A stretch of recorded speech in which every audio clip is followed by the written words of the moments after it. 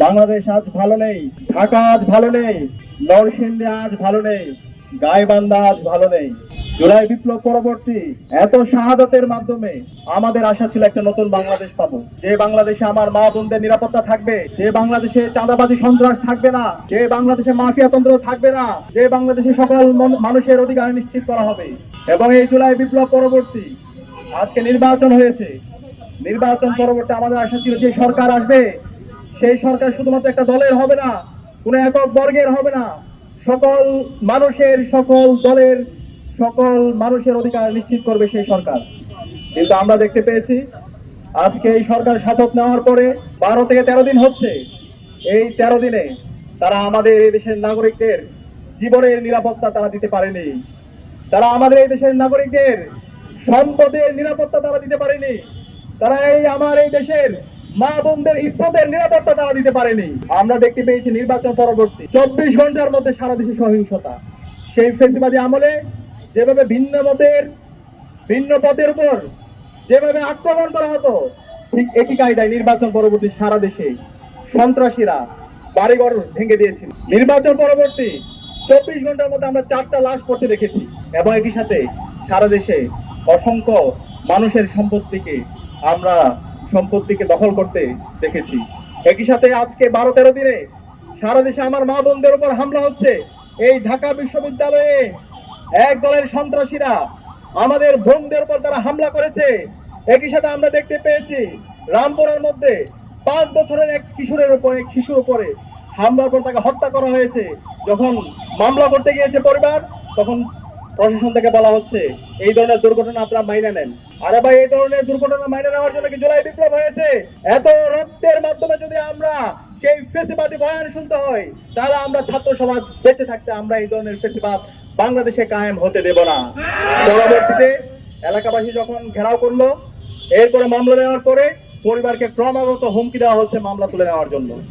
এরপর আমরা দেখতে পেয়েছি নরসিংদীর মধ্যে ইতিহাসের বর্বরচিত ঘটনা, আইএমএস জাহালিয়াতকে হার মানিয়েছে। আমাদের এক বোনকে, এক কিশোরকে, 15 বছর বয়সী কিশোর, তাকে গণধর্ষণ করা হয়েছে।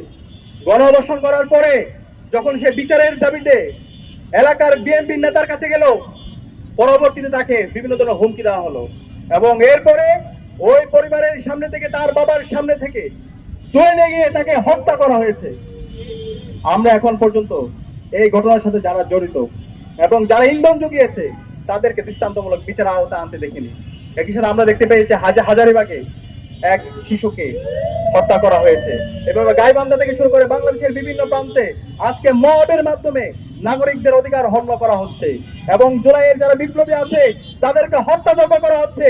এবং এই খুনি হাসিনা যে গত 16 বছরে বাংলাদেশে ফেসিবাদ কায়েম করেছে, গুম খুন আইনাগরের মাধ্যমে বাংলাদেশকে একটা অকার্যকর রাষ্ট্রে পরিণত করেছে এবং এই জুলাই বিপ্লব আমাদের 2000 ভাই বোনকে শহীদ করেছে। এই খুনি হাসিনা এবং তার দূষরদেরকে আবার বাংলাদেশে পুনর্বাসনের ব্যবস্থা করছে একটি দল। আমরা সাবধান করছি এই খুনি হাসিনা এবং তার দূষরদের বিরুদ্ধে বর্তমান সরকারকে 0 টলারেন্স নীতি ঘোষণা করতে হবে। এই বাংলাদেশে খুনি হাসিনাকে ভারত থেকে নিয়ে এসে তাকে ফাঁসির কাছে ঝোলাতে হবে, রায় কার্যকর করতে হবে।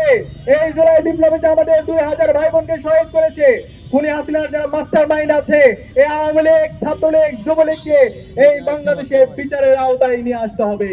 তাহলে আর কোনো অফিস খুললে এই বাংলাদেশের ছাত্র জনতা প্রতিবাদ প্রতিরোধ গড়ে তুলবে।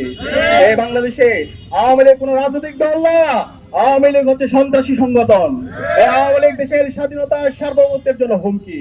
সুতরাং এই আওয়ামী লীগকে এবং খুনি হাসিনার দোষরদেরকে এই বাংলাদেশে বিচারের আওতায় নিয়ে আসতে হবে এবং সারা দেশব্যাপী যে দর্শন হচ্ছে, যে সন্ত্রাস হচ্ছে, যে মাফিয়াতন্ত্র হচ্ছে, এই সন্ত্রাসীদেরকে দ্রুত সময়ের মধ্যে অ্যারেস্ট করে তাদেরকে বিচারের আওতায় নিয়ে আসতে হবে। একই সাথে আমরা দেখতে পেয়েছি ঢাকা বিশ্ববিদ্যালয়ের শিক্ষার্থীর উপর এবং সাংবাদিকদের উপর এই সোহরাওয়ার্দী উদ্যানে পুলিশ হামলা করেছে। আমরা এই ধরনের পুলিশি রাষ্ট্র দেখতে চাই না, যে পুলিশ আমার সাংবাদিকদের উপর হামলা করে, আমার ভাইয়ের উপর হামলা করে, আমার বোনের উপর হামলা করে। সুতরাং এই পুলিশের যারা এই নাগরিকদের উপর হামলা করেছে তাদেরকে বিচারের আওতায় নিয়ে আসুন। আমরা দেখতে পাচ্ছি এই পুলিশের বিরুদ্ধে ব্যবস্থা না নিয়ে বরং তাদেরকে আরো পদোন্নতি দেওয়া হচ্ছে। আমরা সবকিছু অবজার্ভ করছি, আমরা আপনাদেরকে সময় দিতে চাই, কিন্তু আমরা যদি দেখি আপনারা জালেম হয়ে উঠছেন, আপনারা হাসিনা হয়ে উঠছেন, আমরা আবু সাইদের উত্তরসূরিরা বেঁচে থাকতে আমরা তা হতে দিব না। প্রয়োজনে জীবন দেব, কিন্তু বাংলাদেশে আর কখনো হাসিনা তন্ত্র ফিরে আসতে দেব না। প্রয়োজনে আবু সাইদের মতো আমরা রাজপথে নামবো, কিন্তু বাংলাদেশে আমার আর কোনো বোনের উপর, আমার কোনো মায়ের উপর শ্লীলতাহানি হতে দেব না। সুতরাং আমরা অনুরোধ করবো, স্বরাষ্ট্রমন্ত্রী আপনি বিভিন্ন ধরনের হুমকি দিচ্ছেন, হুমকি দিয়েন না। এই জুলাই প্রজন্ম কারো হুমকিকে তোয়াক্কা করে না। আমরা দেখতে পেয়েছি এই ঢাকা বিশ্ববিদ্যালয়ে 15 জুলাই খুনি হাসিনা এবং তার দূষণরা, নিষিদ্ধ ছাত্রলীগ আমাদের বোনদের উপর হামলা করেছিল। পরবর্তীতে বাংলাদেশে যে গণ বিপ্লব হয়েছে, সেই বিপ্লবের মাধ্যমে খুনি হাসিনা এই দেশ থেকে পালাইছে।